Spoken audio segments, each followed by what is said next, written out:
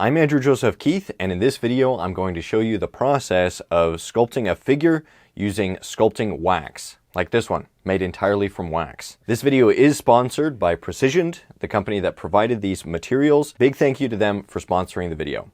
For materials, I'm using SculptaClay medium, some red extruded wax, and some sticky wax.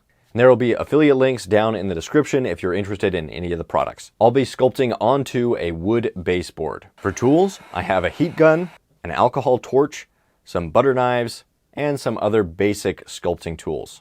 Okay, the first thing when creating a sculpture is to consider the idea. This sculpture is going to be based off of the story of Samson in the Bible. Samson was a warrior, and I wanted to capture his final moment when he was weakened and captured by his enemies, and then he prayed to receive one last bout of strength sufficient to break the pillars on either side of him and bring down the ancient structure on top of himself and 3,000 of his enemies as vengeance for them gouging out his eyes and attacking his people.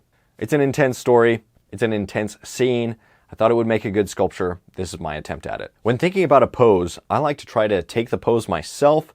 For this one, I went so far as using myself as a reference for the sculpt. After thinking about the pose for a while, I came up with this pose with some movement that I liked. Then I took a video of myself turning around in this pose to get references from all angles. Next, I made a simple aluminum wire armature that had all of the measurements of the pose and the gesture in place. But because the sculpture is going to be made entirely out of wax, I was only using this aluminum wire armature as a reference. And the actual armature I was going to make out of these red wax rods. Using a heat gun or alcohol torch to heat up the tools can help you cut the wax a little bit easier, though I found that the torch left a little bit of black soot on the knife and tools, and I didn't like how that looked, so later I moved on to just using the heat gun. To build the wax armature, I took sections of 1 inch or 2 centimeter square sprues and melted those onto the baseboard by heating the board with the gun and then pressing those sections of wax firmly in place. I filled out the inside with more of the same wax. Once a good section of the base was in place, I started to build the figure from the ground up, starting with the extended leg. For this, I used a thinner square wax rod. These were about 1/2 inch or 1 centimeter thick. I measured out the length of the leg and then placed it at about the angle that I wanted it to come off the ground and marked that with a knife. And then I use the warm knife to cut it. The other leg is bent, so I make that using 2 sections and melt those together. Then I continue the process, melting together sections of the armature one piece at a time. Once I had the legs started, I then added the side pillars of thicker red wax for the sculpture to push against. These pillars served an additional function of adding some stability to the pose, which I think was really helpful. So I recommend trying to incorporate some element into your sculpture that can help you support the wax figure. This is often done in stone sculpture, where you build out some sort of support into the design to keep the smaller, weaker areas from breaking and ruining the sculpture. Here I'm melting the sprues directly together, but something that can make it easier is using some sticky wax to help get a better attachment. I've seen some people keep the sticky wax melted by keeping it on a low heat, and then they have a natural brush that they just dip into the sticky wax, and then they can use that to get a good attachment. What I'm doing is just melting the sticky wax on top of a butter knife and then putting it in place. It takes a little bit of practice, but pretty soon you get used to working with these wax rods, and the building process is actually pretty fun.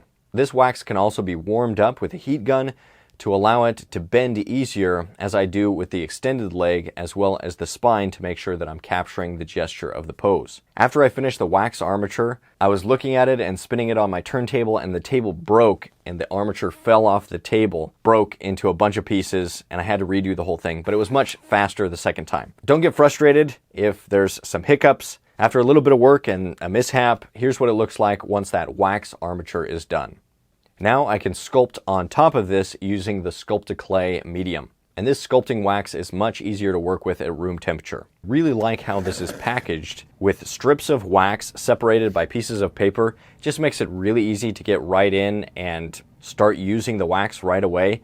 You don't have to unwrap it. You don't have to melt it out of a big tub. It's simple and straightforward, and I really appreciate it. I like to start by filling out the safe areas, those places where I know there's going to be plenty of mass, like the torso. I do this somewhat two-dimensionally by building out walls of clay, which helps me maintain the symmetry of the pose even when the pose is bending or twisting. The primary forms of the head, the rib cage, and the pelvis are important to get right because these will be the foundation upon which I can build out the anatomy. I'm building out the sculpture while trying to maintain the gesture and proportions that have already been established in the armature.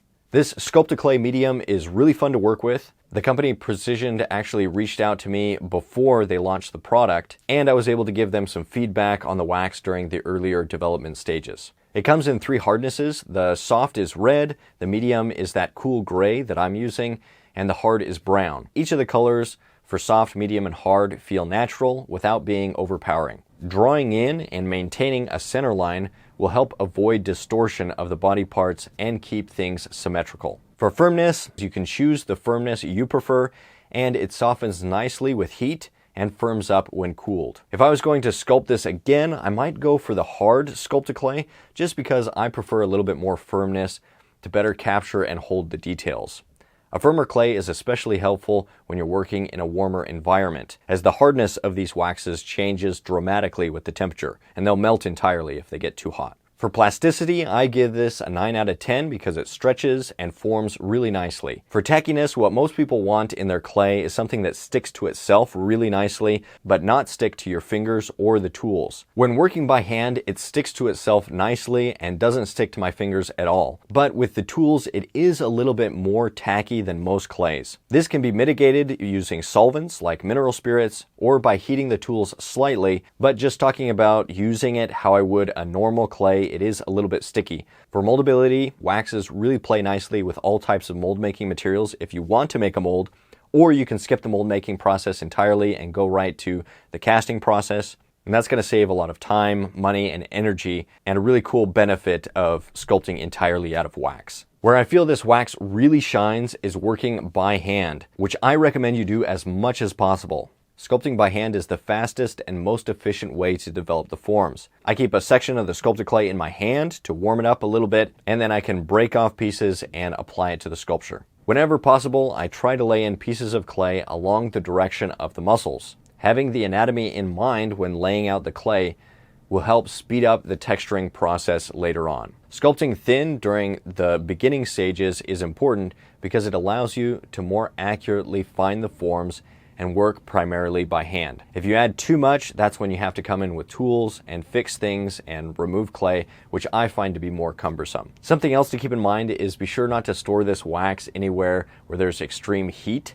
I heard a story of another professional sculptor who accidentally left some wax sculptures in his car, and it was summer, it was hot, the sun was beating down, and all of the sculptures melted completely. So keep that in mind if you need to store the sculpture somewhere, or if you're transporting it somewhere, make sure that it's protected from extreme heat.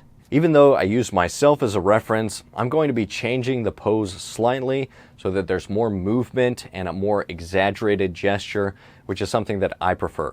Usually, as we start to add on the anatomy and the thickness, the gesture becomes more rigid. To avoid this, I'm trying to add on the wax with the gesture in mind. If I'm going to err, I'd rather err on the side of things being too gestural than things being too stiff. I'm also going to change the sculpture to make it quite a bit more muscular than I am, to emphasize the idea of that superhuman strength Samson was given in those final moments. To help me with the anatomy, I have this A-crochet reference that my wife gifted me a while back. The difficult part is understanding how the muscles change with the pose and how they bunch up or stretch depending on how the body is moving. A skull reference helps inform the bony structures of the head and jaw with the mouth open. The head starts as a simple wedge shape that tapers towards the front. I wanted the mouth to be open, crying out to God, and the brow furrowed. Very intense, dramatic expression. For this design, I'm going to sculpt the pillars as a way to frame the figure inside the area of the sculpture. This top red section of wax will eventually be removed. It's just for support right now. On the back side of the pillars, I melted strips of the SculptaClay and a little bit of the wax to make sure that I had a good connection, and then I could apply these strips much more quickly. Once the pillars are roughed out, I start to rough out the base. One thing that I might have done differently is slightly lengthen the bottom section of the legs to give myself a little bit more room for error, because it's really a pain if you come this far and then realize that you need the legs to be just a little bit longer. It's a lot easier to move the base itself up and down rather than the entire armature, especially when working in wax. All right, now I'm putting some sections of clay in place around the base and trying to clean that up. Then I can start to work on the details. Sculpting is a slow process. just takes time to develop the forms in an accurate way. When exaggerating the muscles, additional references of bodybuilders or athletes with a similar build to your desired sculpture can also really come in handy. For the texturing, I'm using this homemade loop tool. By running this tool over the surface against the direction of the forms, I'm able to blend the bits of clay together in a way that looks much more natural than if you go along the direction of the form. Because I've been conscious about placing the pieces of clay in the direction of the anatomy, I can be much quicker with the texture. Texturing really shouldn't be when you're trying to find the form, because the forms should already be in place and accurate before you even begin texturing. Now, there will be some areas where after you've textured, you realize things weren't quite right, so you have to redo some of that. That's fine. You can move things around. That's the benefit of additive sculpture, that you can add, you can remove. It's very flexible. Sometimes during the sculpting process, it helps to be able to observe yourself while you're working. For example, the hands are particularly tricky, so I'm taking the time to push up against the wall, and then I can better observe what the hand looks like in that position and with that pressure there.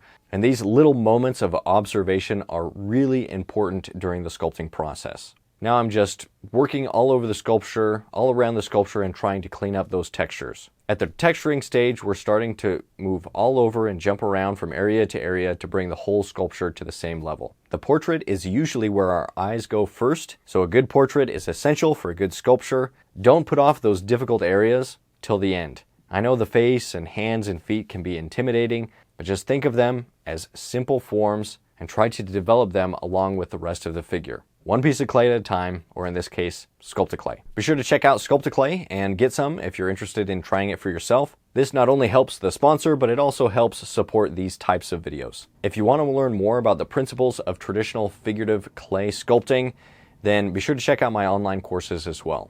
Now, after many hours of sculpting, a few mishaps, and learning a lot about this material, here's a look at this sculpture of Samson's Last Prayer.